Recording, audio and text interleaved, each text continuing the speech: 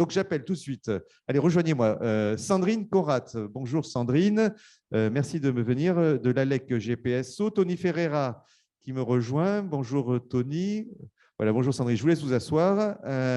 Tony Ferreira de l'ALEC POLD et Alexandre Goncalves de Rhizome. On avait peut-être, voilà, merci Alexandre de nous rejoindre. On avait peut-être un invité surprise qui devait nous rejoindre, mais qui était un syndic de copropriété, mais il n'a pas pu. C'est la vie. Voilà, donc peut-être on peut commencer. Vous avez un micro normalement qui est ouvert. On peut commencer. Oui, il est ouvert par défaut. On peut commencer peut-être par un petit tour de table pour vous présenter. Sandrine. Bonjour à tous, donc je suis Sandrine Conrat, je suis responsable du pôle habitat privé de l'ALEC, donc l'Agence locale de l'énergie et du climat de Grand Paris Seine-Ouest, donc au sud-ouest de Paris, sur 8 villes qui représentent à peu près 320 000 habitants. Bonjour à toutes et tous. Tony Ferreira, je suis le directeur de l'ALEC, et aussi Agence locale de l'énergie et du climat, mais de Paris-Ouest-La Défense, donc un petit peu au nord de Grand Paris Seine-Ouest. Et donc voilà, on vous présentera un petit peu ce qu'on fait par la suite. Bonjour à tous, Alexandre Goncalves, je suis directeur des études et du développement chez Rhizome. Donc Rhizome, nous intervenons auprès des copropriétés depuis une dizaine d'années en tant qu'AMO, mais on va peut-être détailler un petit peu par la suite. Voilà, on va rentrer dans le sujet, effectivement, puisqu'on a un petit peu de temps pour cette table ronde. Peut-être, Sandrine, on avait dit qu'on commencerait par dire, effectivement, sur les immeubles anciens, il y a des contraintes architecturales et ce n'est pas toujours évident de mettre en phase à la fois des travaux et les contraintes architecturales. Oui, tout à fait. Alors, je vais commencer peut-être par quelques éléments de contexte. Donc, sur GPSO, comme je vous disais, c'est une petite intercommunalité puisqu'on a 8 communes et 320 000 habitants. On a un parc de logements collectifs qui représente à peu près 90% des logements, 76% en copropriété. Et sur ces donc 5 000 et quelques copropriétés, on a à peu près 60% qui a été construit avant 1974, dont la moitié sont des bâtiments qu'on peut considérer comme anciens, c'est-à-dire construits avant 1948. Donc voilà, donc, quand on parle de bâtis anciens, on parle bien de bâtis construits avant-guerre, donc avec des matériaux et des techniques qui étaient propres à l'époque et qui étaient souvent basées sur le bon sens. Donc, on est sur des bâtiments qui sont assez particuliers. Et en termes de patrimoine architectural également, sur des contraintes qui sont assez spécifiques parfois. Donc, effectivement, aujourd'hui, on est sur une coexistence finalement de deux politiques publiques qui, d'une part, sont la préservation de ce patrimoine architectural et historique qu'il est nécessaire de préserver, et d'autre part, la nécessité de rénover ce parc de bâtis anciens qui est quand même énergivore. Et donc, il faut essayer de travailler ensemble, donc les thermiciens, les ingénieurs, avec les architectes des bâtiments de France, les urbanistes, pour essayer de trouver justement des solutions pour rénover ce parc de bâtiments.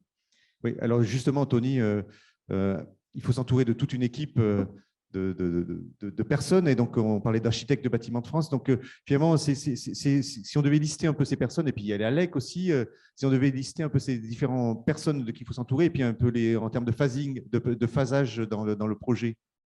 Tout à fait, effectivement, dans le cadre du bâti ancien, on a quand même des spécificités particulières et il est intéressant de prendre le temps avant de se lancer dans un projet et de savoir se faire correctement accompagner. Donc, on a des structures de conseil telles que les agences locales de l'énergie et du climat qui vont justement pouvoir apporter des solutions, donner des éléments méthodologiques pour démarrer le projet, pour savoir par quelle phase il faut passer, pour savoir à qui s'adresser parmi les professionnels et les différents métiers qui existent.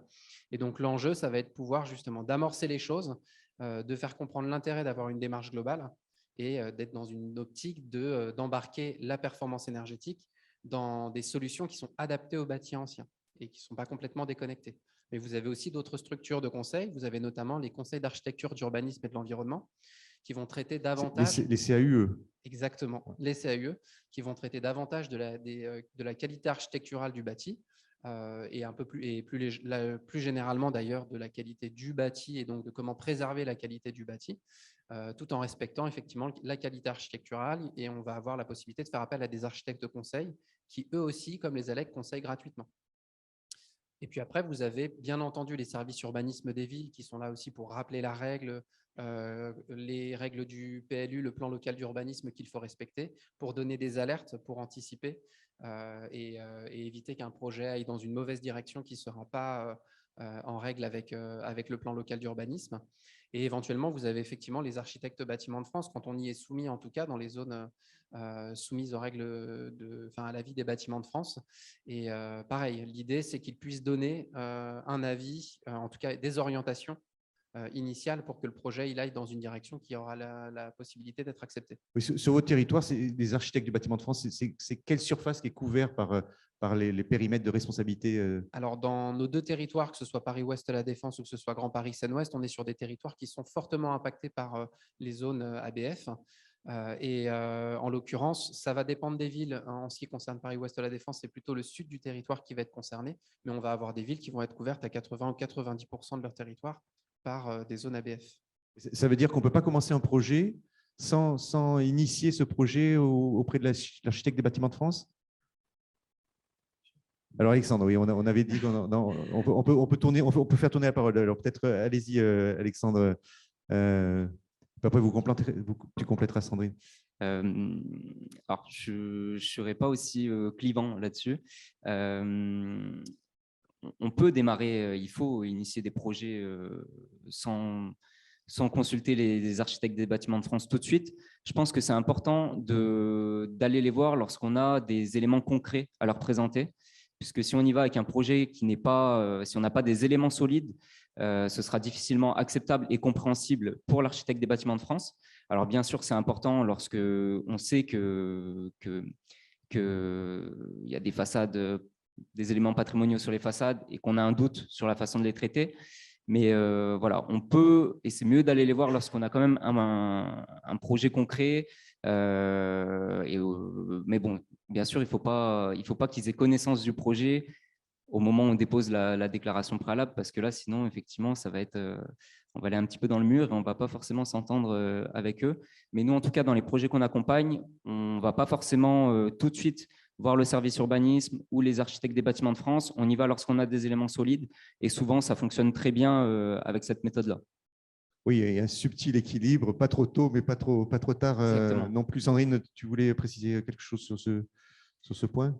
Non, c'était à peu près ce que je voulais dire. Effectivement, ce n'est pas forcément utile de les consulter avant le projet, avant de savoir ce qu'on a en tête. L'idée, c'est vraiment d'avancer un peu, mais tout en tenant compte évidemment des contraintes du bâtiment, voilà, notamment des aspects historiques, donc aller consulter les archives, etc. Ça peut être intéressant pour justement avoir des idées de ce qu'était le bâtiment au départ, des rénovations qui ont pu éventuellement le dégrader architecturalement pour justement pouvoir soit effectivement avoir une occasion d'architecture, soit même revaloriser un bâtiment qui a pu perdre en qualité architecturale au fur et à mesure des rénovations qu'il a pu vivre. Oui, on va y revenir, oui, parce qu'il y a notamment sur un cas, on va vous montrer, cher public, un cas concret. Et donc, peut-être, Sandrine, on se disait aussi, et là, on va tous en parler, c'est que le point de départ, quand même, sur les immeubles anciens, il y a différents types d'immeubles anciens, les immeubles empires, des immeubles qui ont été construits entre deux guerres, bon, enfin, il y a toute une typologie différente. Mais on y reviendra tout à l'heure avec Jessica Jacobi Coali pour l'Agence parisienne du climat et de coach CoPro. Il y a quand même une nécessité de faire des diagnostics précis et peut-être plus approfondis que sur les autres typologies de bâtiments. Alors, tout à fait. Comme le disait Tony, en fait, il est vraiment nécessaire de tenir compte des qualités intrinsèques du bâtiment avant d'envisager de le rénover. Nous, on pousse généralement les copropriétés à entreprendre un diagnostic approfondi, ce qu'on appelle un diagnostic technique global, qui va permettre d'engager une réflexion à la fois sur les aspects énergétiques, mais aussi sur les aspects architecturaux et également d'étudier les aspects financiers du projet pour vraiment donner tous les éléments techniques financiers à la copropriété pour pouvoir prendre des décisions en toute connaissance de cause. Alexandre, oui, en termes de diagnostic. Oui, tout à fait. Simplement pour compléter, il faut bien rappeler le contexte que la rénovation énergétique en copropriété est une véritable opération complexe. C'est une vraie opération immobilière qui mêle des problématiques très distinctes, hein, des problématiques sociales, techniques, architecturales, énergétiques, financières, juridiques, qui sont toutes interdépendantes. Donc c'est aussi cette complexité explique aussi un petit peu le retard au démarrage de la rénovation énergétique des copropriétés. Lorsqu'on intervient sur un bâtiment ancien, c'est d'autant plus compliqué qu'il y a une véritable valeur architecturale et donc il n'y a pas vraiment de solution type qu'on peut mettre en œuvre et qui permettrait une massification. Donc c'est vrai que là, c'est très important, surtout sur les bâtiments anciens, de commencer par un bon diagnostic. On le verra sur l'étude de cas qu'on présentera juste après. C'est important de faire un bon état des lieux afin de bien connaître comment le bâtiment est construit, connaître l'histoire du bâtiment pour intervenir sur ce bâtiment dans le respect de cette histoire et avec des solutions adaptées, puisque c'est toujours plus difficile d'intervenir sur des façades lorsqu'elles ont été bien réalisées à l'origine. Donc voilà, vraiment, il n'y a pas de solution type sur les bâtiments anciens. Et donc, le diagnostic est vraiment un préalable. Oui, Tony, on disait effectivement aussi sur les immeubles anciens, il y a des contraintes des fois de ventilation et tous les immeubles anciens ne sont pas ventilés. Bon, et puis il y a des problèmes d'hygrométrie. Exactement. En fait, justement, on a beaucoup de cas d'exemples, on a beaucoup d'exemples de bâtiments anciens sur lesquels on ne va pas avoir de ventilation mécanique et où on va avoir au contraire un équilibre hygrométrique qui va permettre justement au renouvellement d'air de se faire quand même et d'avoir un bâti qui est sain. Et si on souhaite mettre des solutions techniques du bâti récent, typiquement qui fonctionnent tous avec des ventilations mécaniques, on va avoir des solutions qui ne seront pas adaptées parce qu'elles vont couper justement les transferts de vapeur au travers des murs. Elles vont rendre le bâtiment plus étanche. Et effectivement, on risque d'avoir des problématiques liées à l'humidité par la suite si ça n'a pas été correctement anticipé. Donc, on a des solutions spécifiques à trouver pour le bâti ancien et on ne peut pas considérer qu'on va rénover un bâti ancien de la même manière qu'on rénoverait un bâti des années 70. Oui, d'autant plus étant donné qu'on a un petit peu de mal à intervenir sur les façades, souvent on peut isoler qu'une partie des façades. Donc, pour aller chercher le gain énergétique, les interventions sur les systèmes sont quand même très importantes. Donc, sur la ventilation, sur le chauffage. Oui, donc effectivement, je voulais juste rajouter que autant sur des immeubles plus récents construits de manière, on va dire, conventionnelle, on peut se dire qu'on peut reproduire des solutions techniques d'un immeuble à l'autre. Autant sur le bâti ancien, c'est du cas par cas en fait. On ne peut pas se passer d'un diagnostic approfondi pour étudier bien les spécificités de l'immeuble, toutes ses caractéristiques et proposer des solutions techniques qui vont être adaptées à cet immeuble-là. Et qui ne seront pas forcément les mêmes sur l'immeuble voisin. Avant de voir le cas concret, Sandrine, il y a des aides. Alors, on se dit, oui, les diagnostics, c'est hyper important, mais donc j'imagine qu'il y a des aides pour que ce soit le passage obligé de tous les copropriétaires. Alors, tout à fait, c'est un diagnostic qui est très important et dont on ne peut pas se passer. Il est vraiment important de passer par cette étape-là.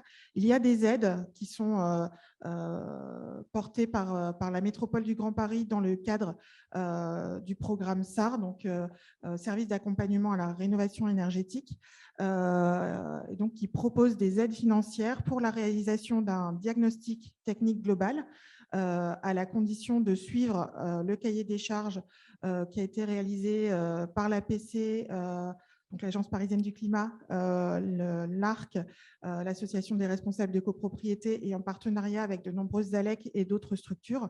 Il s'agit d'une subvention forfaitaire de 5 000 € pour les copropriétés de plus de 5 logements. Et il y a également des aides qui interviennent plus tardivement en phase de maîtrise d'œuvre, également portée par la métropole du Grand Paris. Oui, cette aide de 5 000 €, c'est plus avantageux pour les immeubles anciens finalement, parce que souvent, c'est des immeubles dans lesquels il y a moins de logements et donc finalement, par copropriétaire, ça fait plus, mais peut-être que le travail est aussi plus important, Alexandre. Oui, tout à fait.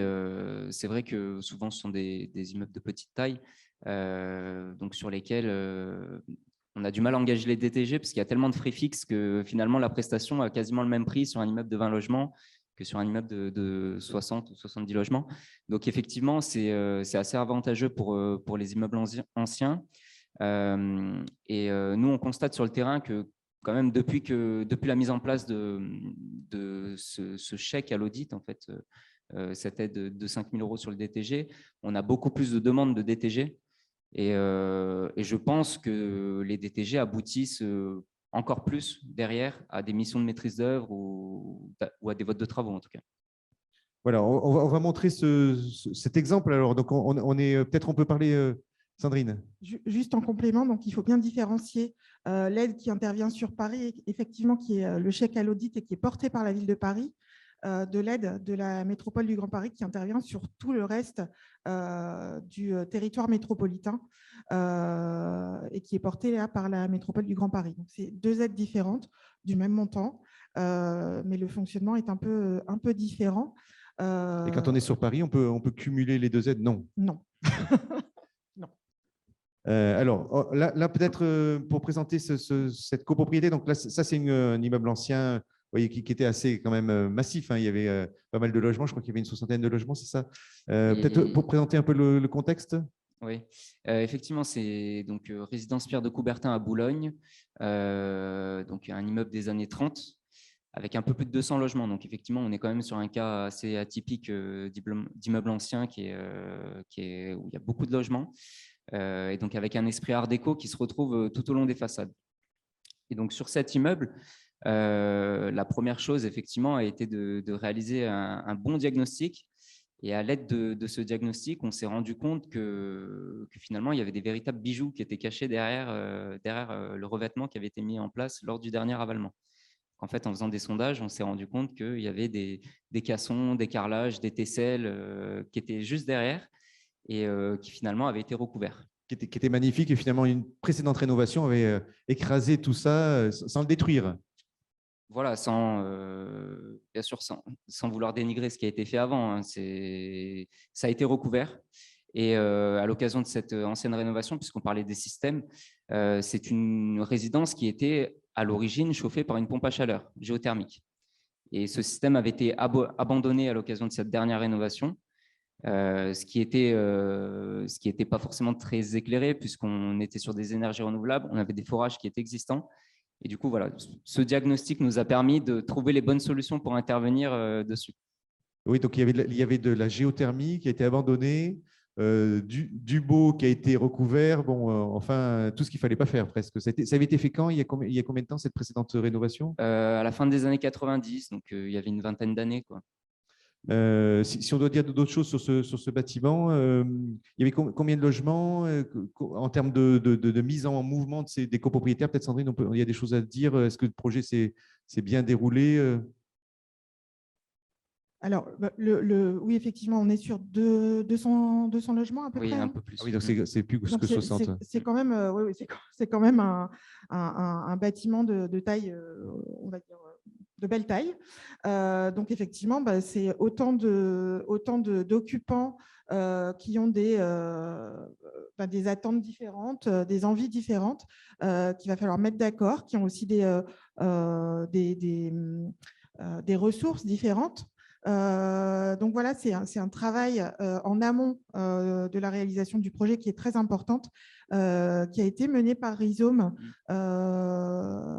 avec des ateliers à la fois techniques et sur les aides financières mobilisables, qui a pris un certain temps pour rassurer, pour permettre aux copropriétaires finalement de s'approprier ce projet et de voter en faveur du projet. J'avais une petite question pour Tony. Justement, on parlait de copropriétaires qui n'ont pas tous les mêmes niveaux de revenus. comment on fait effectivement pour que les travaux soient votés, puis quand il y a des propriétaires qui ne peuvent pas suivre les travaux qui seraient engagés, est-ce qu'il y a des aides particulières pour ces ménages à faible revenu? Alors, tout à fait, vous allez aussi avoir des aides donc, pour la réalisation des travaux. Là, on a évoqué tout à l'heure les aides pour les études, mais on a aussi des aides pour réaliser des travaux. Et ces aides-là vont être dépendantes en partie des revenus, parce que les ménages aux plus faibles revenus peuvent avoir des bonus sur l'aide majoritaire qui est ma prime Rénov' copropriété aujourd'hui et qui peut être associée à des aides de type certificat d'économie d'énergie, etc. On a tout un panel d'aides qu'on sait aller chercher. Mais en fait, l'enjeu souvent dans un projet de rénovation globale, et ça va être le vrai, souvent c'est ce vers quoi on va orienter, c'est ce qu'on disait depuis tout à l'heure dans le cadre du bâti ancien, où il y a besoin de voir l'ensemble des postes à traiter parce qu'ils vont être interconnectés. Il va falloir associer les questions architecturales aux questions énergétiques. Donc la vision d'ensemble est vraiment importante. Et donc sur des projets qui peuvent prendre de l'ampleur, l'enjeu, ça va être surtout de parler de financement, peut-être presque plus que d'être financière, et donc de voir comment est-ce que dans la durée, on peut financer un projet avec une mensualité via des prêts collectifs et via le fait que, étant donné qu'on embarque de la rénovation énergétique, on va réduire les charges et le reste à charge peut permettre d'envisager des travaux, y compris pour des ménages aux faibles revenus. Oui, le reste à charge. On va y revenir. Donc, après, peut-être, Benjamin, on va pouvoir montrer cette diapo. Après, voilà. Alors, qu'est-ce qu'on en a fait de ce bâtiment? Peut-être, Alexandre, pour le décrire. Alors, donc, comme je vous le disais tout à l'heure, on avait vraiment des éléments patrimoniaux qu'il fallait remettre en valeur. Donc, on a remis en valeur les cassons, les carrelages, les céramiques. On a isolé là où on a pu. Donc, bien sûr, on n'a pas pu tout isoler. C'est une isolation thermique par l'extérieur, là, vous avez fait? Isolation thermique par l'extérieur, mais donc, on n'a pas pu isoler toutes les parties de façade et on est même allé chercher des solutions innovantes pour isoler certaines parties, donc, avec notamment un enduit isolant à base de bide aérogel qui a été mis en œuvre sur une partie des façades, notamment au niveau des oriels, et donc qui nous a permis d'isoler, donc d'avoir un gain énergétique tout en conservant les mots des natures présentes sur le bâtiment. Voilà pour ce qui est des façades verticales. Au niveau des toitures, on a également isolé les toitures en zinc et on est bien intervenu sur les systèmes, donc avec la remise en service d'une pompe à chaleur géothermique donc sur nappe phréatique en réutilisant les forages existants. Cette pompe à chaleur permet, après travaux, de couvrir plus de 80% des besoins de chauffage et d'eau chaude sanitaire, donc sur 200 logements, donc, ce qui est énorme. Et c'est une intervention qui n'était pas envisageable sans les interventions sur l'enveloppe, puisque ce sont vraiment les interventions sur l'enveloppe qui permettent de diminuer les besoins et ensuite d'avoir un réel intérêt sur cette pompe à chaleur, donc de lui permettre de couvrir 80% des nouveaux besoins après travaux. Si on n'avait pas isolé, peut-être qu'elle aurait couvert que 40 ou 50% des besoins, et là, on n'aurait pas eu le même intérêt. On est aussi intervenu sur la ventilation, donc pour améliorer le renouvellement d'air dans les logements, ce qui permet aussi de limiter les déperditions par ouverture trop fréquente des fenêtres lorsqu'on a trop d'humidité dans le logement. Voilà, cette amélioration du système de ventilation permet un meilleur renouvellement d'air et une meilleure qualité d'air dans les logements. Oui. Si on donne quelques chiffres, là c'est peut-être une colle, hein, ça a coûté combien par logement? C'est quoi l'effort financier de chacun des copropriétaires? Est-ce que vous avez ça en tête? Oui. Alors, on parlait des aides financières, des moyens de financement juste avant. Donc, nous, effectivement, Rhizome, on a accompagné cette copropriété en tant qu'AMO. Donc, sur toute la phase jusqu'au vote des travaux, on a organisé des ateliers participatifs. On a fait des simulations personnalisées à chacun des copropriétaires pour que chacun ait en tête son montant à financer, son reste à charge, les économies d'énergie qui pouvaient être réalisées. Et on s'est rendu compte que finalement, ça ne coûtait pas plus cher de faire de la rénovation énergétique plutôt que de remettre un coup de peinture et de faire un ravalement simple. Donc, ça ne coûtait pas plus cher.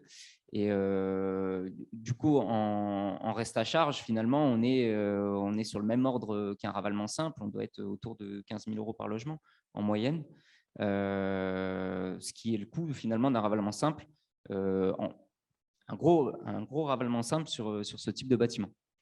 Donc, voilà, on a mobilisé des aides financières conséquentes, notamment de la région, des moyens de financement avantageux, puisqu'on a accompagné tous les copropriétaires qui souhaitaient adhérer à un emprunt collectif à taux zéro.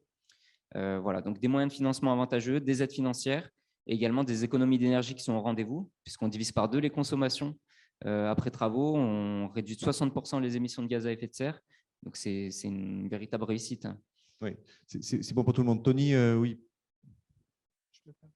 Je veux bien compléter effectivement en disant que c'est pour ça que quand on construit un projet de rénovation énergétique, et puis d'une manière générale, pas uniquement dans le bâti ancien, c'est très important d'avoir l'aspect technique avec les compétences, les connaissances architecturales, énergétiques que l'on va avoir auprès justement des différents maîtres d'œuvre, mais c'est important également d'avoir une compétence d'ingénierie financière qui va justement aller regarder ça au regard du coût des travaux, des aides financières mobilisables, des revenus de chaque copropriétaire, des financements qu'il est possible d'aller chercher pour que chaque copropriétaire, au moment du vote des travaux, puisse savoir précisément ce qu'il va avoir à payer, ce qu'il va pouvoir avoir comme aide financière, ce qu'il va avoir comme mensualité ou comme réduction de charges.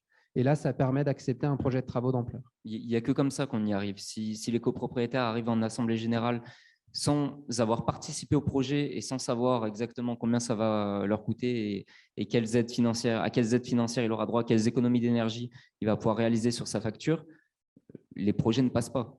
En copropriété, c'est vraiment les copropriétaires qui décident.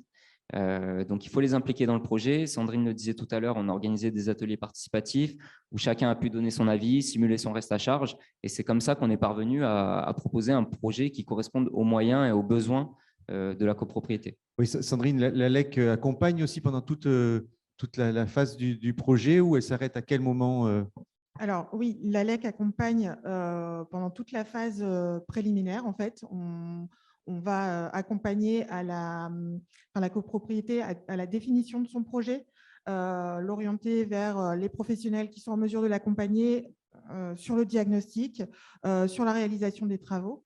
Et je voulais juste rajouter par rapport à ce que disaient Tony et Alexandre, il y a d'autres leviers aussi qu'on vient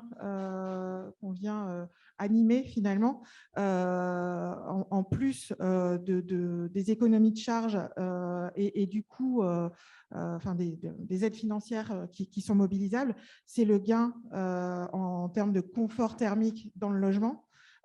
Puisque qui dit isolation, qui dit amélioration de la ventilation, du confort, de la qualité de l'air intérieur, dit amélioration du confort de vie à l'intérieur de son logement.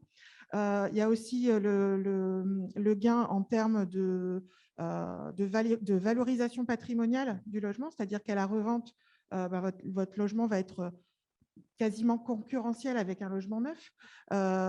Donc voilà, il y a quand même beaucoup d'éléments qui concourent à amener les copropriétaires à accepter ce type de travaux. Alors ça, ce n'est pas spécifique au bâti ancien, mais je dirais dans le bâti ancien, le confort thermique est aussi quelque chose d'important, notamment en termes de confort d'été. C'est une problématique qui va être de plus en plus récurrente. Dans le bâti ancien, ce confort d'été, souvent, il est assuré par une bonne inertie au niveau des parois. Donc, l'intérêt d'une rénovation qui va être appropriée, c'est de ne pas casser cette inertie et de maintenir ce confort thermique estival après rénovation. Oui, si on avait un mot de la fin, parce que le temps tourne. Ah, on avait un petit quiz, Benjamin me rappelle. Allez, on va faire le petit quiz juste avant de conclure. Voilà, alors, on a sur le quiz de la table ronde.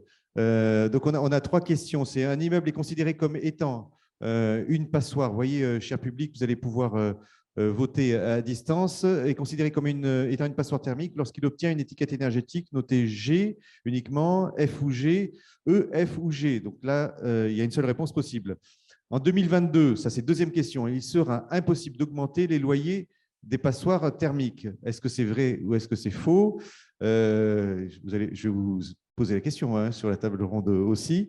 Et puis, troisième question, les biens possédant une étiquette énergétique F seront interdits de mise en location en 2024, 2028 ou 2034. Voilà, est-ce qu'on a eu des votes du public? Allez, 5, 4, 3, voilà, vous êtes en train de voter. 2, 1 et 0. Voilà, on va afficher les résultats de ce que vous avez voté, puis on va le commenter. Vous voyez, ça c'est notre public. Vous étiez 187 à être inscrits à cette conférence. Donc vous êtes nombreux à distance. Alors, un immeuble est considéré comme étant une passoire thermique lorsqu'il obtient une étiquette énergétique F ou G. Alors, on est d'accord là-dessus? Peut-être Tony? Alors, en général, on va effectivement considérer que les passoires thermiques sont les étiquettes F et G, donc les bâtiments les plus mal notés dans l'étiquette énergie du diagnostic de performance énergétique. Ceci étant, à l'horizon prochaine, je ne vais pas donner la date parce qu'on a on a une question 3 sur le sujet.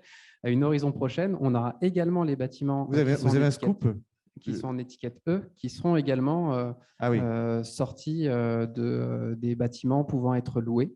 Et donc qui, voilà, à terme, seront également considérés. Ce seront les nouvelles passoires thermiques. C'est quoi l'échelle de temps, là, Tony? Alors là, vous me le demandez, donc je réponds, c'est 2035. 2030, OK. 34, OK. Donc, on va revenir. Donc, en 2022, il sera impossible d'augmenter le loyer des passoires thermiques. 2022, donc c'est cette année, 2022, si je ne me trompe pas. Est-ce que c'est vrai ou c'est faux? Alors, il y a marqué vrai, vous êtes d'accord là-dessus? Oui, je suis d'accord. Effectivement, il est d'ores et déjà interdit pour les propriétaires bailleurs d'augmenter le loyer des biens qui sont classés en F et G. Donc, c'est une obligation qui intervient très rapidement et de manière antérieure à l'obligation de réaliser des travaux pour pouvoir continuer à louer ces biens lors du renouvellement du bail. Alors, dernière question, les biens possédant une étiquette énergétique F seront interdits de mise en location en 2028. Alexandre, peut-être, est-ce que vous êtes d'accord, vous savez ou... Donc ça, il y a marqué 2028, hein, donc c'est ça la réponse. Oui, oui, il y a une interdiction déjà d'augmenter le loyer dès maintenant, quoi. Interdiction de mise en location. Hein, mise en location, oui, dès 2028. 2028. Donc ça aussi. Donc on voit qu'effectivement, il y a des aides et puis en plus on est coercitif maintenant. Hein, c'est-à-dire qu'on vient empêcher, ce qui est normal aussi pour protéger les locataires, la mise en location des biens qui seraient trop énergivores. Alors, juste pour préciser, 2028 pour les étiquettes F, pour les étiquettes G, c'est d'ores et déjà le cas en 2024. À 2024 pour les G. Pour les G, on ne pourra pas louer. Ouais. Et pour les E, ce sera 2034, les étiquettes E. Voilà, donc effectivement. Donc, alors, il est urgent d'intervenir maintenant sur ces bâtiments-là. Oui. Peut-être le mot de la fin. Alors, ce qu'on peut retenir sous votre contrôle, c'est de dire les immeubles anciens, il y a une spécificité, donc il faut faire un audit vraiment approfondi et puis aller voir l'architecte des bâtiments de France, pas trop tôt, mais pas trop tard non plus. Effectivement, la phase de diagnostic est très importante et on a beaucoup parlé d'accompagnement, AMO, accompagnement par les ALEC, mais il faut aussi insister sur le rôle de l'architecte parce que sur ces bâtiments anciens, on va avoir besoin d'architectes compétents qui ont des connaissances sur les savoirs constructifs et les matériaux anciens, mais aussi sur les nouvelles techniques les plus performantes d'aujourd'hui, puisque c'est notamment avec des techniques innovantes qu'on va pouvoir diminuer fortement les consommations énergétiques des bâtiments anciens. Voilà, on peut vous applaudir. On peut applaudir donc Tony, Sandrine, Alexandre. Merci à vous. On va mettre donc fin à cette table ronde. On a un petit peu débordé, mais le cas le méritait.